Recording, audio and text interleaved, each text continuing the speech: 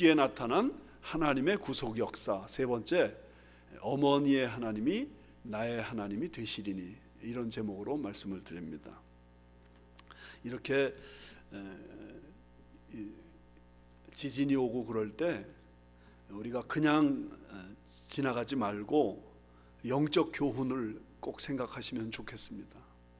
이럴 때 우리가 특별히 생각해야 될 영적 교훈이 있다면 그것은 세상에 반드시 종말이 있다 하는 사실입니다. 그리고 그 종말이라는 것은 또 한 가지 특징이 있어요. 도적같이 온다는 겁니다. 내가 생각지 못한 때, 내가 전혀 예상하지 못한 때 이 종말이 찾아온다는 사실. 이 종말에 세 종류가 있습니다. 세 종류. 첫 번째, 우주적인 종말입니다. 하늘의 별들이, 그리고 하늘의 해가 달이 어두워지고 흔들리고, 그래서 이 하늘의 권능들이 흔들리게 되는 이 우주적인 종말, 이때가 반드시 온다고 예수님 말씀하셨습니다. 그런가 하면 개인적인 종말이 있죠. 개인적인 종말, 늙어서 병들어 죽는 거, 개인적인 종말입니다. 그런데 이렇게 사람이 죽는 거는 성경에 말씀하시기를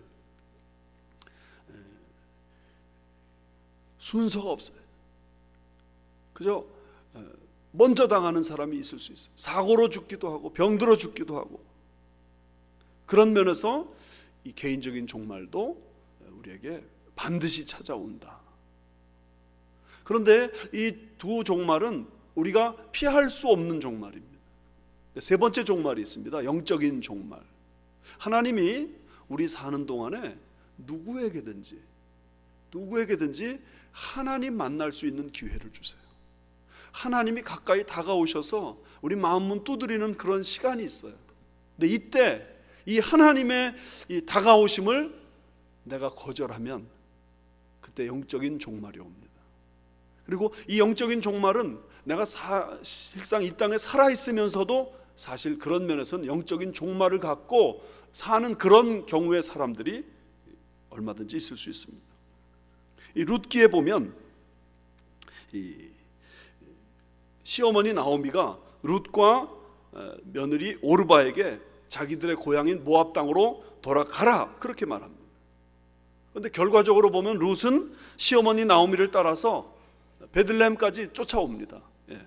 그런데 오르바는 시어머니의 말대로 다시 모압 땅으로 돌아가 버리고 맙니다. 오르바라고 해서 돌아가고 싶은 그런 마음이 있었던 건 아닙니다. 또 돌아가지 않겠다고 자기 나름대로 어머니한테 간곡하게 말도 했습니다. 그런데 시어머니 나오미가 돌아가라 그랬더니 결국은 모압 땅에 돌아가 버리고 말았습니다. 그런데 그 모압 땅으로 돌아가는, 그래서 뒤돌아서서 모압 땅으로 다시 들어가는 그 순간이 바로 오르바에게는 영적인 종말이었습니다. 이건 다시는 돌아올 수 없는 영원한 종말, 그것이 오르바의 영적인 종말이었습니다. 그런데 룻은 시어머니 나오미가 모압 땅으로 돌아가라고 그렇게 간곡하게 부탁했지만 그 어머니의 요청을 거절하고 결국은 시어머니를 따라 베들레헴에 들어갑니다. 어머니가 얼마나 간곡하게 말했는지 대략 6번을 이야기합니다. 6번을. 그런데 끝내 돌아가지 않는 거예요. 어머님을 그냥 이렇게 홀로, 나이 드신 어머님을, 이제 아무런 능력 없는 어머님을 그냥 홀로 버려둘 수 없다는 겁니다. 그러면서 룻기 1장 16절 17절 말씀 보면 끝까지 돌아가지 않겠다고 이야기하는데 그 이야기하는 내용이 따지고 보면 한 6번 됩니다. 돌아가라 6번 말씀 듣지만 안 돌아가겠습니다. 나는 다시 모압 땅으로 가지 않고 어머님이 계신 베들레헴으로 가겠습니다. 이거 6번이나 얘기해요. 한번 왜 6번인지 한번 성경 말씀 천천히 읽으면서 한번 보세요. 같이 읽으세요. 시작. 룻이 이르되 내게 어머니를 떠나며 어머니를 따르지 말고 돌아가라 강권하지 마옵소서. 어머니께서 가시는 곳에 나도 가고 어머니께서 머무시는 곳에서 나도 머물겠나이다. 어머니의 백성이 나의 백성이 되고 어머니의 하나님이 나의 하나님이 되시리니 어머니께서 죽으시는 곳에서 나도 죽어 거기 묻힐 것이라. 내가 만일 내가 죽는 일 외에 어머니를 떠나면 여호와께서 내게 벌을 내리시고 더 내리시기를 원하나이다 하는지라. 보셨어요? 히브리어는요, 이 반복하는 것이 강조용법이에요. 그러니까 6번이나 반복하면 말했다는 것은 룻의 의지가 얼마나 확고한 것인가를 보여주는 것입니다. 어머니께서 가시는 곳에 나도 가겠습니다. 어머니께서 머무시는 곳에 나도 머물겠습니다. 어머니의 백성이 내 백성이 되겠습니다. 어머니의 하나님이 나의 하나님이 되겠습니다. 어머니께서 죽으시는 곳에서 나도 죽겠습니다. 내가 죽지 않았는데 어머님 떠나면 하나님께서 벌 내리시고 또 더 많이 내리시기 원합니다. 이 강조, 이건 확고한 의지를 얘기합니다. 그런데 이 표현을 가만히 보면 이 룻은 지금 시어머니와 자기와의 그 관계가 얼마나 중요한지 그걸 강조하고 있습니다. 그래서 예를 들면 이렇습니다. 어머니께서 가시는 곳에 나도 가겠고, 어머니께서 머무시는 곳에 나도 머물겠고, 어머니의 백성이 내 백성이 되고, 어머니의 하나님이 내 하나님이 됩니다. 어머니와 나의 관계. 그러므로 어머니와 자기는 이 결코 떨어져서는 안 된다는 사실을 거듭 강조하면서 꿋꿋하게 결국 그 어머니를 따라 베들레헴으로 갔습니다. 여러분, 이 말씀 보면서 참 이 놀라운 일이다 생각되지 않으세요? 왜냐하면 이 나오미와 룻의 관계는 시어머니와 며느리의 관계, 고부간의 관계잖아요. 고부간의 관계. 여러분의 고부관계는 평안하십니까? 고부간의 관계가 쉽지 않은 거 아시죠? 지구가 멸망할 때 끝까지 남는 두 가지가 있다고 합니다. 첫 번째는 바퀴벌레, 끝까지 남는답니다. 두 번째는 고부간의 갈등이 끝까지 남는답니다.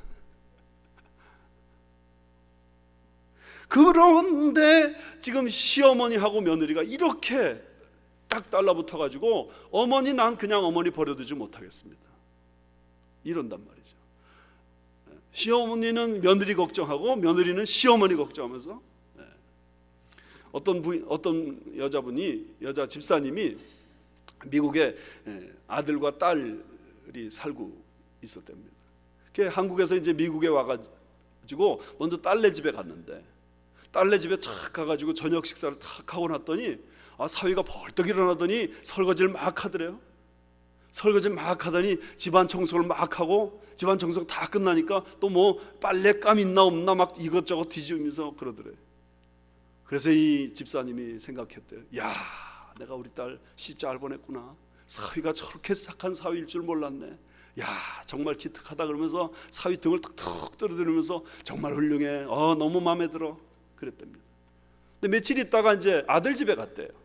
아들 집에 가서 저녁을 탁 먹었는데, 저녁을 탁 먹자마자 갑자기 아들이 벌떡 일어나더니 또 설거지를 막 시작하고, 그 다음에 뭐 집안 청소를 막 하고, 빨래를 막 주물럭거리면서 하고, 그런데 그때 갑자기 속에서 막 우라통이 치밀더래요. 며느리는 앉아서 텔레비 보고 있고, 참다 못해가지고 며느리를 탁 닦아 세우면서, 야, 나는 아들 이렇게 키우지 않았다. 너 어디서 배워먹은 버르장머리냐? 하면서 막 야단치고 있는데, 가만히 생각하니까 자기 꼴이 너무 우습더래요. 딸의 남편 사위한테는 기특하다고 말한 자기니까, 아들의 그런 모습 보면서는 이렇게 막 우라통이 치밀고 있는 자기도 이해가 안 되더래요. 정말 그런 면에서 고부간의 관계가 평안한다는 건 있을 수 없는 그런 일이 아닌가. 고부간에 이런 사랑을 가진다는 건 있을 수 없는 일이 아닌가. 그런데 어떻게 이 룻과 나오미는 이런 기가 막힌 사랑을 하고 있느냐 말이죠. 어머니는 룻의 그 며느리의 미래를 걱정합니다. 그래도 저 며느리가 모압 땅에 가야 행복하게 살 수 있을 텐데, 베들레헴 가가지고 사람 차별받고, 베들레헴 가가지고 신앙 다르다고 또 뭐 사람이라고 멸시당하고, 저 살 수 있겠나, 이 걱정이에요 지금. 그런가 하면 룻은 또한 이 아무 능력 없는 늙어버린 어머니가 어떻게 베들레헴 가서 혼자 사시겠는가? 내가 가서 막노동이라도 하면서 어머니를 도와드려야 되지 않겠는가? 도대체 어떻게 이런 일이 벌어졌을까요? 그 이유를 성경이 명확하게 설명하고 있는 것은 아닙니다. 그렇지만 룻기를 자세히 읽어보면 두 가지 근거를 찾을 수 있습니다. 첫 번째는 뭐냐? 룻의 마음 속에 있는 헤세드 때문이다. 이게 무슨 말인지 여러분 기억해 두세요. 그래도 룻의 마음 속에 있는 뭐요? 대답하세요. 지진 때문에 놀라셨어요? 룻의 마음 속에 있는 헤세드. 이 헤세드가 뭐냐 하면 쉽게 말하면 사랑입니다. 헤세드가 뭐냐? 사랑. 그런데 이 구약 성경에는 이 헤세드가 여러 가지 표현으로 번역이 돼 있어요. 이 특별히 그 룻기 1장부터 4장에는 이 헤세드가 대단히 중요한데 헤세드가 3번 나옵니다. 1장 8절에는 선대, deal kindly, 선대라는 표현으로 나오고 2장 22절 말씀에 20절에는 은혜, kindness라고 나오고 3장 10절에는 인애라고 나옵니다. 선대라든지 은혜라든지 인애라든지 다 똑같은 말인데 한마디로 말하면 헤세드입니다. 룻의 마음속에 뭐가 있다고요? 헤세드가 있는 헤세드가. 그래서 룻의 행동은 헤세드의 행동이었어요. 헤세드의 행동. 2장 11절 말씀 보시면 이렇게 되어 있습니다. 보아스가 그에게 대답하여 이르되 내 남편이 죽은 후로 내가 시어머니에게 행한 모든 것과 내 부모와 고국을 떠나 전에 알지 못하던 백성에게로 온 일이 내게 분명히 알려졌느니라. 보아스는 이제 장차 룻의 남편이 되는 사람인데 그 보아스가 룻을 너무 마음에 들어합니다. 왜 그러냐면은 그 시어머니에게 행한 모든 일들을 보아스가 들었기 때문에. 그러니까 이 룻은 베들레헴 땅에 와서도 그 시어머니에게 그렇게 잘했던 거예요. 그리고 그 이전에 물론 시어머니에게 잘한 것은 뭐 말할 것도 없고요. 근데 이 헤세드라는 것이 사실은 성경에서는 하나님에게 있는 마음이에요. 하나님의 마음. 그래서 룻기 전체에 흐르는 마음이 이 하나님의 헤세드 마음인데, 가만히 생각해 보세요. 흉년이 들었다고 하나님의 백성들이 이방 땅에 가가지고 거기서 살아요. 그러면서 막 남편들이 다 죽어요. 그랬을 때 그 너무 안타깝고 불쌍한 그 모습을 하나님이 보시고 권고하시는 거예요. 돌아보시는 거예요. 그 마음을 하나님이 방문하시는 거예요. 그러면서 안 되겠다, 이들에게 살 길을 열어줘야 되겠다 하는 이 마음이 하나님의 헤세드 뿐만 아니에요. 이방 여인인 룻에 대해서 하나님께서 살 길 마련해 주시잖아요. 그러면서 그 지역에서 가장 믿음 좋고 신실한 보아스라는 아주 훌륭한 남편을 만나게 하셔가지고 자식 낳고 살게 하시는 이 축복, 이게 하나님의 헤세드 때문에 가요. 뿐만 아닙니다. 그렇게 여호와의 총회에 감히 들어올 수 없는 이방 여인을 메시아의 조상이 되도록 구속해 주시는 이 하나님의 사랑, 이 룻에게 흐르는 이 하나님의 사랑, 이게 바로 헤세드란 말이죠. 이 하나님의 헤세드가 룻의 마음속에 꽉 자리 잡고 있는 거예요. 그래서 룻이 하는 행동들이 헤세드로 나타나는 거예요. 그러면 룻의 이 마음속에 있는 이 헤세드가 어떻게 생긴 것일까? 두 번째 이유를 생각하게 만듭니다. 룻의 마음속에 있는 헤세드. 두 번째 이유는 뭐냐? 룻이 뭐라고요? 경험한 헤세드 때문에. 경험한 헤세드. 여러분 가만히 생각해 보세요. 룻이 어떻게 하나님의 헤세드를 경험했을까? 하나님의 선대하심, 하나님의 은혜, 하나님의 인애하심을 어떻게 경험했을까? 여러분 한번 가만히 생각해 보세요. 어떻게 모압 땅에서 이방 여인인데 하나님을 알 수도 없는 사람인데 어떻게 그 이방 땅에서 룻이 하나님의 그 사랑을 경험할 수 있었을까? 답은 하나밖에 없습니다. 그 시어머니 나오미의 삶, 같이 살고 있는 그 시어머니 나오미의 모습이 바로 하나님의 헤세드를 보여준 것입니다. 여러분 들어보세요. 어머니께서 가시는 곳에 나도 가겠고, 어머니께서 머무시는 곳에 나도 머물겠고, 어머니의 백성이 나의 백성이 되겠고, 어머니의 하나님이 나의 하나님이 되겠나이다. 이게 어떻게 가능해요? 어머니를 통한 그 헤세드를 룻이 깊게 경험한 것입니다. 어떻게 이 일이 가능했는가? 두 가지로 나눠서 이야기해 볼 수 있습니다. 첫 번째는 나오미가 룻에게 전해준 신앙 때문에. 시어머니 나오미가 너무너무 좋은 사람인 거예요. 너무너무 훌륭한 사람인 거예요. 근데 어떻게 이렇게 됐을까?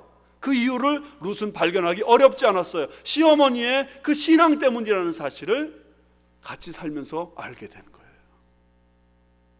1장 16절 하반절에 룻이 신앙적 결단을 하잖아요. 보세요. 큰 소리를 읽읍시다. 시작. 어머니의 하나님이 나의 하나님이 되시리니. 이건 신앙적 결단이에요. 어떻게 이런 신앙적 결단하게 됐느냐고요. 사실 나오미를 가만히 생각해 보세요. 인간적으로 보면 실패자예요. 재정적으로 보면 빈털터리예요. 아무것도 없는 사람이에요. 그런데 룻은 그 어머니, 시어머니 나오미를 보면서 어머니의 하나님, 내 하나님 돼야 되겠네요. 나 어머니 하나님 못 떠나겠네요. 이렇게 됐단 말이죠. 그러니까 여기서 우리가 분명히 말할 수 있는 것은 나오미는 세상적으로는 실패한 사람으로 보일지 몰라도 그 자녀들에게 신앙을 전수하는 일에 성공한 부모입니다. 돈을 물려주지 못했어요. 뭐 흉년이고 망해가지고 온 가정이 뭘 줄 수 있겠어요, 그죠? 그러니까 인간적으로 볼 때는 뭐 정말 뭐 내세울 게 아무것도 없는 그런 사람이에요. 그런데 이방 여인 룻에게 오늘 하나님 신앙을 전수한 이 일이 어떻게 이루어졌겠습니까? 결국은 나오미가 자기 신앙 정체성을 밝힌 거예요. 내 사는 이유가 뭔지를 밝힌 거예요. 내 삶의 목적이 뭔지 밝힌 거예요. 그러면서 너도 이 신앙 가지면 좋겠다. 그죠? 여러분, 우리 여기서 굉장히 중요한 것 생각할 수 있습니다. 신약의 지상명령이 뭐죠? 우리 뭔지 다 알아요. 만민에게 가서 제자를 삼아라, 뭐 만민에게 복음을 전파하라. 이게 신약의 지상명령이에요. 그런데 구약 성경에 보면 구약 성경에 구약의 지상명령이 있어요. 여러분, 구약의 지상명령이 뭔지 아세요? 구약 시대 성도들은 어떤 가치관으로 그렇게 가장 중요한 거, 가장 소중한 거 이거 붙잡아라 그렇게 했는지 여러분 아세요? 그 구약 성경의 지상명령이 바로 자녀들을 위한 신앙교육이에요. 그 자녀들을 위한 신앙교육을 구약의 지상명령으로 분명하게 가르친 말씀이 신명기 6장 4절부터 9절이에요. 좀 길지만 한번 여러분 찬찬히 읽어보세요. 시작. 이스라엘아 들으라. 우리 하나님 여호와는 오직 유일한 여호와이시니 너는 마음을 다하고 뜻을 다하고 힘을 다하여 내 하나님 여호와를 사랑하라. 오늘 내가 내게 명하는 이 말씀을 너는 마음에 새기고 내 자녀에게 부지런히 가르치며 집에 앉았을 때든지 길을 갈 때든지 누워있을 때든지 일어날 때든지 이 말씀을 강론할 것이며 너는 또 그것을 내 손목에 매어 기호를 삼으며 내 미간에 붙여 표로 삼고 또 내 집 문설주와 바깥문에 기록할지니라. 무슨 말이죠? 하나님 한 분이시니까 너 하나님 사랑해라. 이것이 구약 성경의 지상 명령이에요. 그런데 두 번째는 뭐냐면 내 자녀를 집에서든지 밖에서든지 앉았을 때든지 일어날 때든지 누워있을 때든지 항상 하나님의 말씀 가르쳐라. 이게 주님의 지상 명령이에요. 구약의 지상 명령이에요. 여러분, 교회는 신약의 지상 명령을 중심해서 복음 전파 열심히 했어요. 그래서 로마에까지 복음이 전파되고 또 유럽에까지 전파되고 또 미국 땅에 전파되고 대한민국까지 복음이 전파돼서 우리가 오늘 예수 믿게 됐죠. 그런데 한 가지 문제점이 있습니다.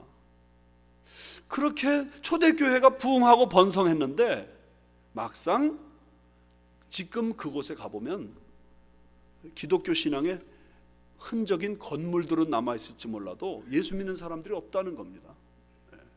유럽의 기독교는 다 이제 망해버렸어요. 미국의 기독교는 지금 망해가고 있어요. 이제 한국의 기독교는 망하기 시작했다고 그래요. 왜 이런 일이 벌어질까요? 그런데 유대인들을 한번 가만히 살펴보세요. 2000 몇백 년 동안 나라 없이 그들은 살았어요. 그런데 그들은 자기들의 정체성을 아직도 유지하고 있고 그들은 아직도 그 자녀들에게 신앙을 전수하고 있습니다. 어떻게 이 일이 가능할까요? 지금도 유대인들은 구약의 지상명령을 붙잡고 그걸 그 가르침대로 그 지상명령대로 자기 자식들만큼은 말씀으로 신앙으로 교육하려고 애쓰기 때문입니다. 여러분, 그런 의미에서 우리 예수 믿는 하나님의 자녀들이 다시금 생각해야 될 거, 그건 뭐냐면 저는 분명히 자식 많이 낳아서 자식만큼은 신앙으로 잘 교육시키는 거예요. 어떻습니까? 자식만큼은 신앙 교육시켜야 돼요. 어제 선교사님의 간증 들으니까 2050년이 되면 영국과 프랑스와 독일이 이슬람 국가가 된답니다. 왜냐하면 그곳에 원래 살고 있는 영국과 독일과 프랑스의 사람들은 자식을 낳질 않아요. 그런데 거기에 이주해 들어온 이슬람 모슬렘들은 애를 많이 낳는 게 그들의 삶의 지상 목표랍니다. 애가 자꾸만 많이 생기니까 2050년이 되면 그 나라가 아예 이슬람 국가가 될 것이라고 그렇게 말합니다. 그러므로 여러분, 이방인 며느리 룻을 나오미는 신앙 전수에 성공한 이 사실, 이거 너무 중요하게 생각합니다. 우리 집에서 다시 한번 우리가 우리 자식들에게 내가 꿈에도 소원, 내가 평생의 소원, 마지막 죽으면서 너에게 마지막으로 부탁하고 싶은 소원, 그것은 예수 잘 믿어라, 이거 말해주는 겁니다. 가르쳐야 됩니다. 이 일을 위해 기도해야 됩니다. 자식들에게 돈을 물려줄 생각하지 말고 신앙을 물려줘야 됩니다. 여기에 목숨을 걸어야 됩니다. 그래서 우리가 이 세상 떠나고 난 다음에도 우리의 자녀들이 우리 어머니, 우리 아버지의 하나님이 나의 하나님이 되시리니.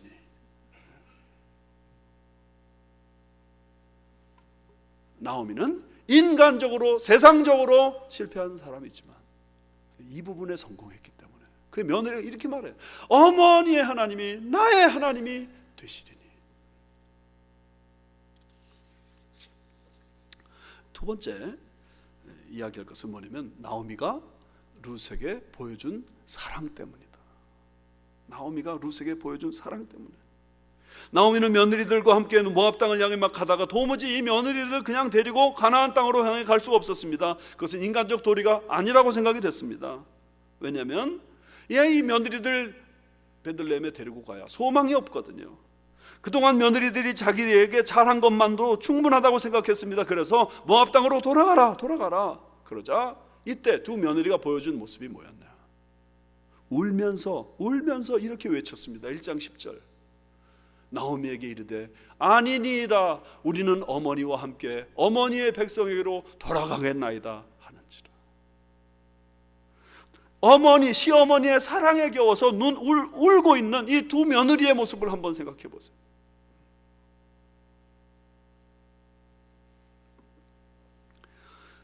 그래서 이런 시어머니를 버려두고 나 자신의 행복만을 위해서 돌아갈 수 없다, 이게 룻과 오르바의 결론입니다. 어떻게 며느리에게 감동 줬길래 이렇게까지 반응하는가? 나오미의 마음속에 있는 하나님의 헤세드, 그것이 룻에게, 오르바에게 전달된 거예요. 우리 먼저 예수 믿는 하나님의 백성들의 마음속에 하나님의 헤세드, 하나님의 사랑이 흐르잖아요. 그것이 행동으로 표현된 거예요. 여러분, 이 말씀 통해서도 우리가 또 교훈받을 아주 중요한 부분이 있습니다.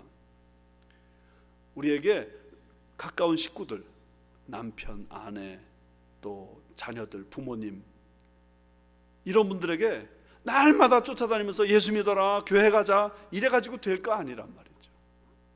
어떻게 해야 됩니까? 어떻게 그들을 예수 믿게 하고 어떻게 그들이 어머니의 하나님이 나의 하나님이 되시리니 이렇게 만들 수 있을까?